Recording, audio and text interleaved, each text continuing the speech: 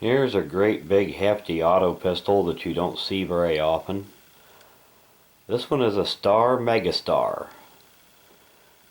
Great big heavy double action single action automatic. And these were made in both 45 ACP and 10 millimeter. And this one's a 10 millimeter. Get the markings to show up here. And these were not made for very long. I think just a few years, and they were not all that popular.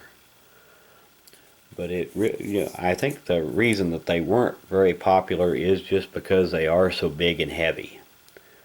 But they are a pretty decent gun. And it's got good sights. Reasonably good sights anyway. Got a double stack magazine. In 10 millimeter, it's 14 round. And I don't really recall what the magazine capacity on the 45 was. So this is just a big hefty gun.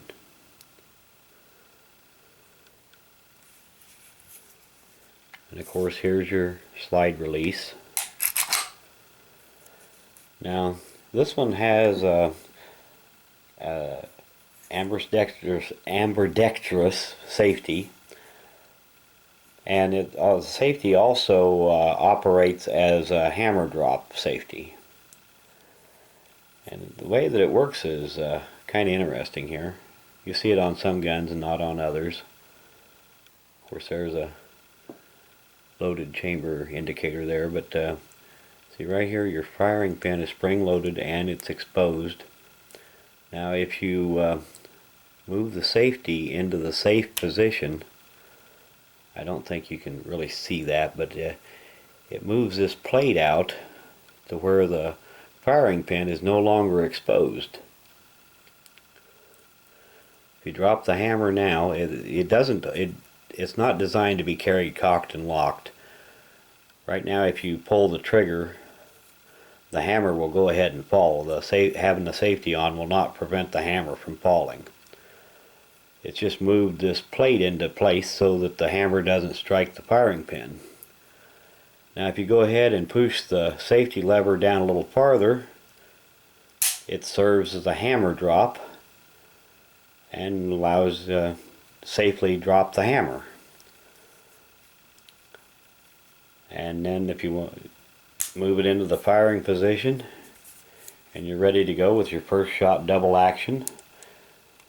And of course, after your first shot, the single action after that. And for a double action automatic, this one actually has a pretty good trigger.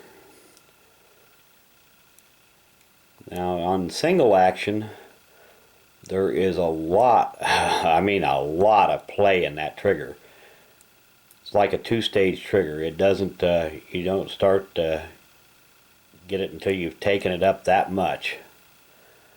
But once you do get it there, it doesn't take a lot to set it off.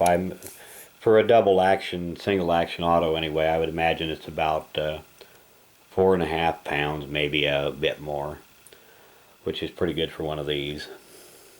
You know, a double action automatic. Now you can see here that the bluing on this gun looks a little strange. Now Star was not polishing these, to make them really shine. As you can see, they've not done a lot of polishing on the gun before they applied the finish. These were, as well as blue, these were also made in what they called, it was some kind of a hard chrome or nickel finish, and they had their own name for it, but I can't, at the moment I can't remember what they called it. But anyway, now and then on some blued guns you will see where the bluing looks like it's starting to turn purple, just like this one is on the frame. Now it hasn't done it on the slide, but on right here where it's been polished on the frame, you can see that it's actually starting to turn purple. And I've seen some other guns like that, and it's usually, I've heard anyway, from people that supposedly know what they're talking about, that is a sign of something not being quite right with the bluing compound that they used. Of course, they were hot blued, but if something is not quite right, the color will change on them. And I have a Dan Wesson revolver that has also had that happen to it. And I have seen it on various other guns at times. But these are a pretty well made gun. They just never did catch on very good. Like I said, I expect that is just because they were so big and heavy. I'm not sure just how heavy it is. I'd have to either weigh it, or maybe I could look it up in one of my books someplace how much it's supposed to weigh, but I would guess that it's a good 8 ounces heavier than your average 1911. But anyway, before I put this one away here, I've been cleaning some guns and just doing some videos while I've been doing the cleaning. And thought I'd give you a quick look at it. It's something that you don't see very often. It's a fairly rare gun. And here at the end of the video, like I said, from now on I'm going to be doing a shout out for somebody at the end of each video. And for this one, it's a fellow that calls himself Into Weapons. And he's got a pretty good little channel. Got quite a few videos up, and some good ones too. And you'll find in the description of this video, you'll find a link to his channel. Now, thanks for watching.